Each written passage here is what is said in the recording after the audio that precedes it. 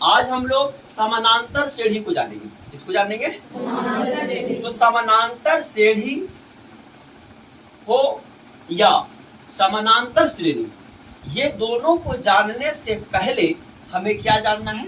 अनुक्रम को जानना है। ये अनुक्रम क्या होता है सर? सीक्वेंस क्या होता है? ठीक है, तो संख्याओं का वह क्रम, संख्याओं का वह क्रम जिसमें पहले वाली संख्याओं के आधार पर, पहले वाली संख्याओं के आधार पर बाद वाली संख्याओं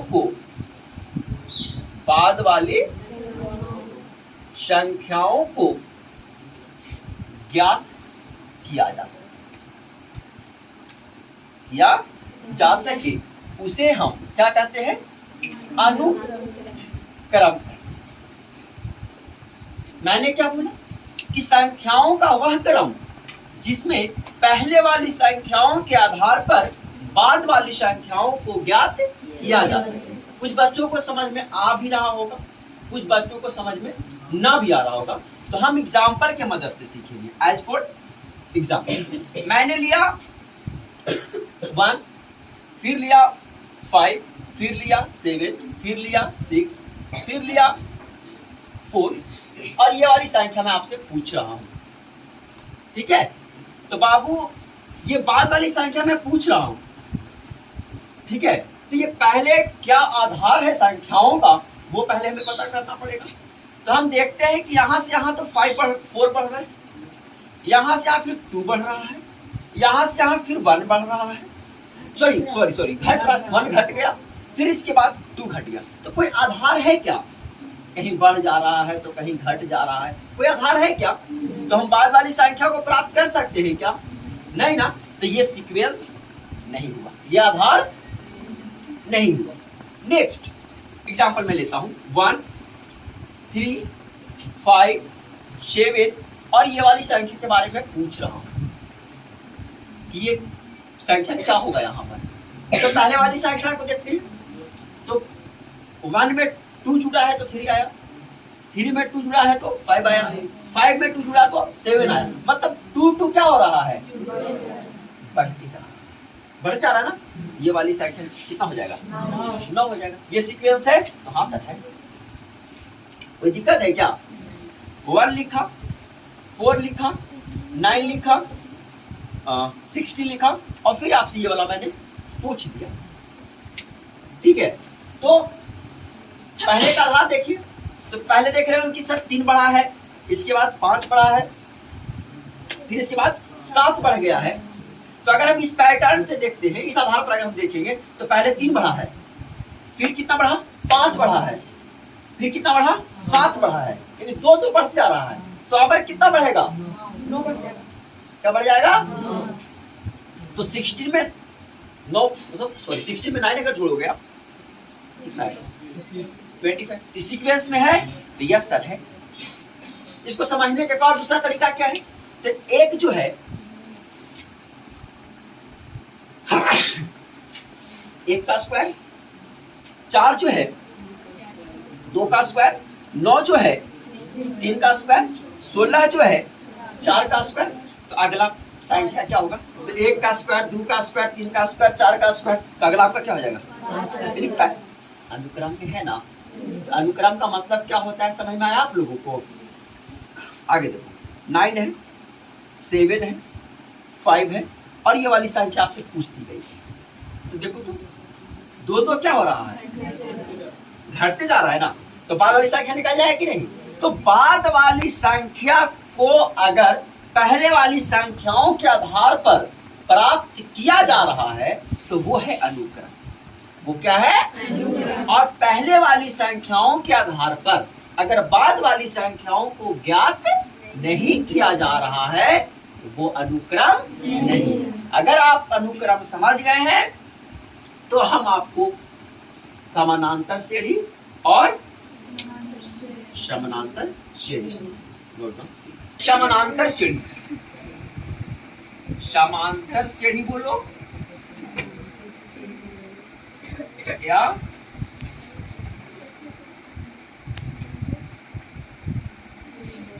समांतर श्रेणी, ठीक है, जिसको इंग्लिश में एरिथमेटिक प्रोग्रेशन बोला जाता है। और शॉर्ट की अगर मैं बात करूं तो एपी कहा जाता है। क्या कहा जाता है वो? ए फॉर एरिथमेटिक और P for progression, arithmetic progression. ये समानांतर श्रेणी क्या है? समानांतर श्रेणी क्या है? तो जस्ट बिफोर मैंने आप लोगों को श्रेणी बताया, सॉरी अनुक्रम बताया था कि पहले वाली संख्याओं के आधार पर बाद वाली संख्याओं को अगर प्राप्त किया जा सके तो वो अनुक्रम कहलाता है, ठीक है। अब उसी अनुक्रम में कोई ना कोई श्रेणी होगा। सारे अनुक्रम श्रेणी नहीं हो सकते, सारे अनुक्रम श्रेणी नहीं हो सकते, लेकिन सारे श्रेणी अनुक्रम हो सकते हैं। ये differences between sequence and AP है ना। एपी और सीक्वेंस के बीच क्या अंतर है? तो सारे सीक्वेंस एपी नहीं हो सकते, लेकिन सारे एपी सीक्वेंस हो सकते हैं। वो कैसे देखना है। समानांतर श्रेणी का डिफिनेशन होता है वो कि वैसे अनुक्रम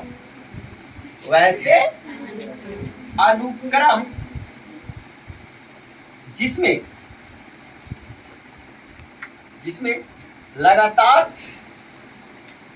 किसी भी दो पदों की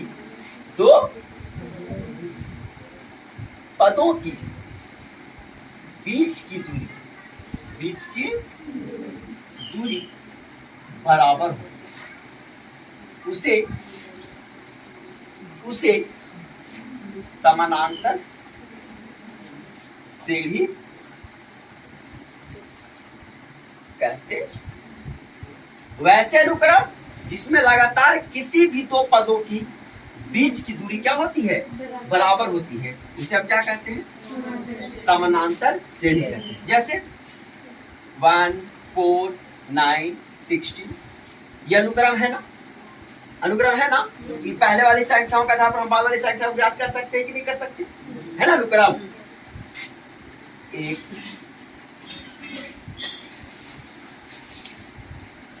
ये अनुक्रम है कि नहीं है? ये अनुक्रम है कि नहीं है? है, ये भी अनुक्रम है। कैसे मैं सब बताऊंगा। ये भी अनुक्रम है, मतलब इसमें भी हम पहले वाली संख्याओं के आधार पर बाद वाली संख्याओं को ज्ञात कर सकते हैं।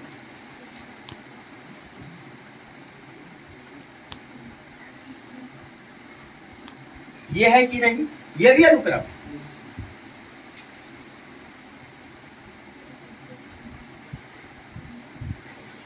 ये भी अनुक्रम है।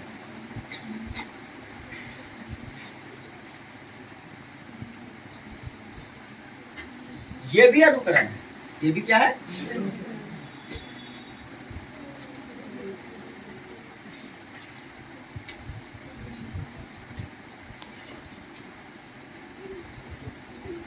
ये जो भी सारी संख्याएं आपको दिख रही है ब्लैक बोर्ड पे, वो सारे क्या हैं? ये सारे क्या है? अनुक्रम है। लेकिन सारे श्रेणी है क्या? पहले अनुक्रम को समझ लो। मैंने पहले भी समझा चुका है कि बाबू बाद वाली संख्याओं को अगर पहले वाली संख्याओं के आधार पर ज्ञात किया जाए तो वो अनुक्रम है।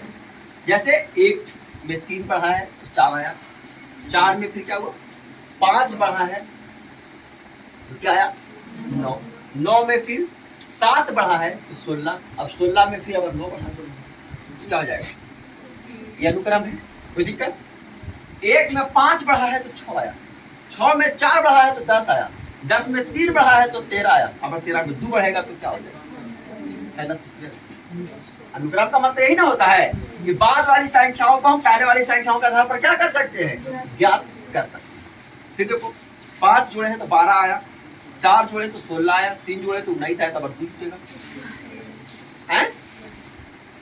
2 में 5 है तो 7 आया, 7 में 5 है तो 12 आया, 12 में 5 है तो 17 5 तो क्या आ जाएगा, है ना अनुक्रम। 8 में से 2 घटा तो 6 आया, 6 में से 2 घटा तो 4 आया, 4 में से 2 घटा तो 2 आया, 2 में से 2 घटेगा तो 0। 18 में से 13 घटा तो 5, 18 में से 13 घटा तो 5 ही आएगा ना। फिर 5 घटाकर 13 लिखे, फिर 5 घटा करके 8 लिखे, फिर 5 घटाकर 3 लिखा, 3 में से फिर 5 घटाएगा तो -2। यानी ये सारे अनुक्रम में है, अनुक्रम में तो है क्या, सारे एपी में है।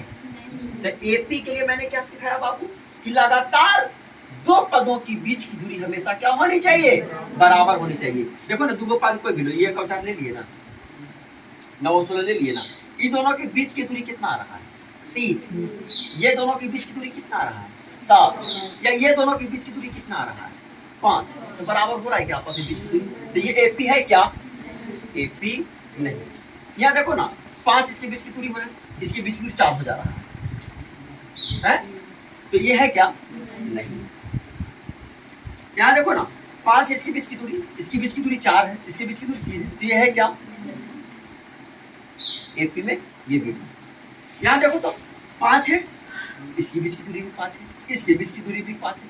तो कहो कि सर जितने सारे पद दिए हुए रहेंगे तो वो सब पदों के बीच की दूरी बराबर होना चाहिए। अगर शुरू वाला 2 पदवा के बीच की दूरी बराबर हो गया ना, जैसे ये दोनों और फिर ये दोनों के, तो बाद वाला सब होगा, रहेगा ही रहेगा। समझ रहा है ना, यानी वो डिपेंड करता है बस शुरू वाला 3 पद किस पर डिपेंड करता है, शुरू में जो 3 अक्षर है ना बाबू, 3 पद है ना, उस पर बाकी पद निर्भर करते हैं। अगर ये दोनों 3 के बीच में, यानी ये 3 संख्याओं के बीच में 2 पदों की बीच की दूरी अगर बराबर है तो वो एपी होगा। ठीक है, देखो ओके सर, हम अगर किसी से पूछेंगे तो उसमें हम 2 दे देंगे, 5 दे देंगे, 8 दे देंगे, और उसके बाद हम 12 दे देंगे, और पूछेंगे कि समानांतर श्रेणी में है कि नहीं, तो वो क्या करेगा, वो तो बीच की दूरी देख लेगा सर, 5 में से 2 गया 3 और 8 में से 5 गया 3, तो समानांतर श्रेणी कह रहा क्या है। लेकिन हम कह देंगे कि नहीं, तो प्रश्न पूछने वाला गधा है, क्योंकि ऐसे पूछेगा ही। अगर शुरू में बराबर है, समझ रहा है ना, तो बाद वाला बीच की दूरी क्या हो देगा, बराबर ही देगा, ऐसे नहीं दे सकता वो। बात समझ आप लोगों को। तो समानांतर श्रेणी, कोई भी अनुक्रम समानांतर श्रेणी में है या नहीं, ये बात प्रथम 3 पदों पर निर्भर करता है। प्रथम कितने पदों पर निर्भर करता है, 3 पदों पर। मतलब 3 पद लीजिए, उसमें देखिए 7 में से 2 गया तो 5 आ रहे हैं, और 12 में से 5 गया तो कैसे हम बाद वाला 3 पर देखें। अरे बाबू तुम कैसे भी देखे, बाद वाला भी 3 ले लेना, बाद वाला 3 ले रहे हैं ना। अगर वो श्रेणी है तो फिर है, अगर कोई ईमानदार है तो सब जगह ईमानदारी दिखाएगा, अगर बेईमान है तो कहीं कहीं बेईमानी वो दिखा ही देगा, समझ रहे ना। है तो मैंने क्या बोला कि प्रथम 3 पद से पता चल जाता है कि समानांतर श्रेणी में है या नहीं। ये है ना बाबू। अब आगे देखिए तो आप यहाँ पर 2 कम रहा है, यहाँ पर भी 2 कम रहा है, तो बीच की दूरी बराबर है कि नहीं है ना, तो ये भी समानांतर श्रेणी में है। यहाँ देखिए ना, बीच की दूरी बराबर है ना, तो ये भी क्या है, समानांतर श्रेणी में। तो आपको पता है समझ में, देखो ये समानांतर श्रेणी में है, समानांतर श्रेणी के साथ साथ ये अनुक्रम भी है ना, लेकिन ये अनुक्रम है लेकिन समानांतर श्रेणी नहीं। तो मैं डिफरेंस फर्स्ट में समझाया था तुम लोगों को कि सारे अनुक्रम समानांतर श्रेणी नहीं हो सकते, लेकिन सारे समानांतर श्रेणी अनुक्रम हो सकते हैं। तो दिक्कत फॉर्मूला है बाबू, उस पर बात करेंगे, ठीक है। तो समानांतर श्रेणी के से जुड़े हुए फॉर्मूले को जानने से पहले हम समानांतर श्रेणी के व्यापक रूप पे चर्चा करेंगे, एक्सपेंडेड फॉर्म पे चर्चा करेंगे। इसका समानांतर श्रेणी का व्यापक रूप क्या होता है, expanded form of AP, arithmetic progression. इसका व्यापक रूप होता है बाबू a plus D, a plus 2d, a plus 3d, dot dot dot dot dot dot dot dot dot अंतिम में चल जाते हैं डी। यानी सुन लो मेरी बात को ध्यान से, पहला पद जो होता है उसको हम a से सूचित करते हैं। किसे सूचित करते हैं, a। दूसरे पद को हम a प्लस डी से सूचित करते हैं। तीसरे पद को पहला पद को सूचित हम T1 से करते हैं। किसे करते हैं? दूसरे पद को सूचित हम T2 से करते हैं। तीसरे पद को हम T3 से सूचित करते हैं। चौथे पद को हम T4 से सूचित करते हैं। ठीक है, लेकिन पहला पद का जो सूत्र होता है वो क्या होता है? A। दूसरा पद का जो सूत्र होता है वो क्या होता है? A plus D। तीसरे पद का जो सूत्र होता है A प्लस 2D।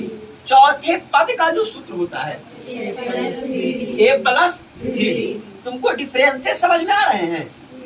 मैं जैसे जैसे पदों की संख्या को बढ़ा रहा हूं वैसे वैसे डी भी क्या हो रहा है? एकक बढ़ते जा रहा है ना। पहले पद के लिए बाबू कोई भी डी नहीं है, ठीक है। दूसरे पद के लिए हम ए के साथ ए को डी को जोड़े हैं। तीसरे पद के लिए हम ए के साथ 2D को जोड़े हैं। चौथे पद के लिए ए के साथ 3D को जोड़े हैं। तो अगर हम आपसे 10वां पद पूछे कि 10वां पद बराबर फॉर्मूला बताओ, तो 10वां पद को सूचित हम लोग T10 से करेंगे। तो ए के साथ एक कितना डी जुटेगा? 9D। कोई दिक्कत है क्या? 5वां पद अगर हम आपसे पूछे तो ए के साथ कितना डी जुटेगा? रट्टा मारना पड़ेगा क्या? T5 बराबर है प्लस 4D, T3 बराबर है प्लस 2, ऐसे रट्टा मारना पड़ेगा क्या? एकदम जहन में आप रख लीजिए कि जयमा पद पूछेगा ए के साथ मुझे क्या करना है? उससे एक कम डी को ऐड कर देना। अगर 20वां पद अगर पूछता है आपसे, 20वां पद को हम किससे करेंगे? T20 से। तो ए के साथ हमें क्या डी जोड़ना है बाबू? 19 डी जोड़ देना है। अगर 21वां पद आपसे अगर पूछा जाए तो ए के साथ क्या डी जोड़ना बाबू? 20 डी जोड़ना है। कोई दिक्कत हो रहा है क्या? हम तुमसे nवां पद पूछते हैं। अंतिम पद, श्रेणी का जो अंतिम पद होता है उसे हम सूचित Tn से करते हैं।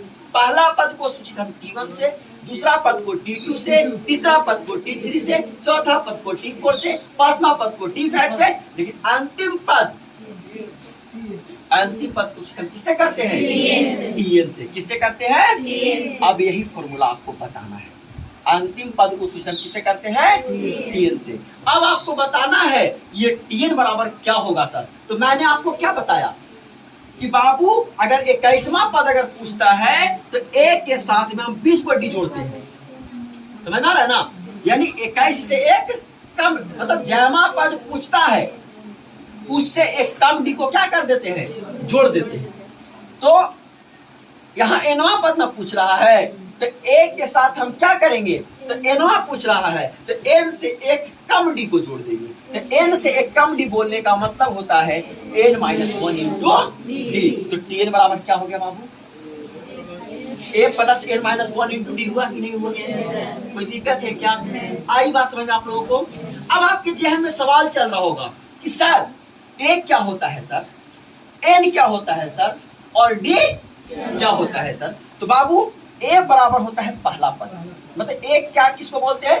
तो जो श्रेणी दिया हुआ है, श्रेणी जो दिया हुआ है उसमें जो पहला पद होता है उसको हम क्या कहते हैं?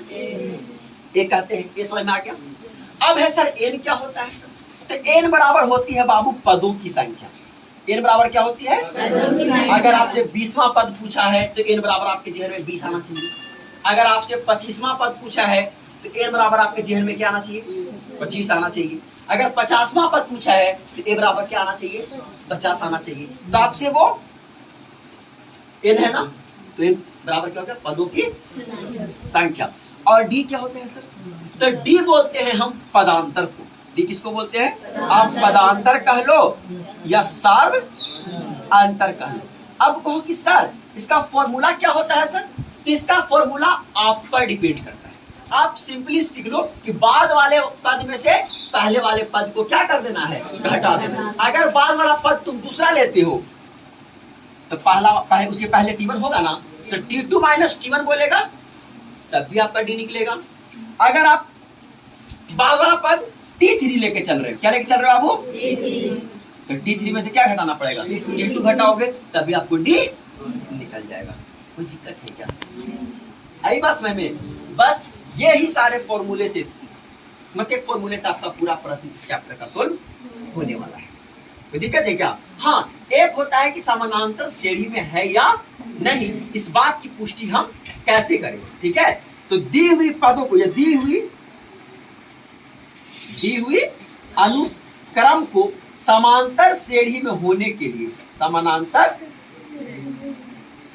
श्रेणी में होने के लिए जो शर्त है बाबू, जो कंडीशन है वो है क्या कि दूसरा वाला पद में से पहला पद जो घटाएंगे ना वो बराबर होना चाहिए किसका? तीसरा वाला पद माइनस दूसरा वाला पद का। मतलब शुरू वाला बाद वाला में से पहले वाला को घटाओ और बाद फिर तीसरा का में से दूसरा का घटाओ, तो दोनों के बीच की दूरी क्या होनी चाहिए? बराबर होनी चाहिए। अगर बराबर है तो उसे क्या माना जाएगा?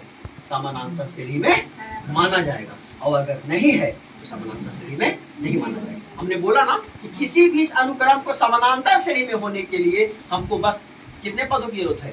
3 पदों। कितने पदों की जरूरत है? अगर 3 पदों में से बीच की दूरी अगर बराबर हो जाती है वो समानांतर श्रेणी में है, अन्यथा नहीं। कोई दिक्कत? आगे बात समझ में? Note please.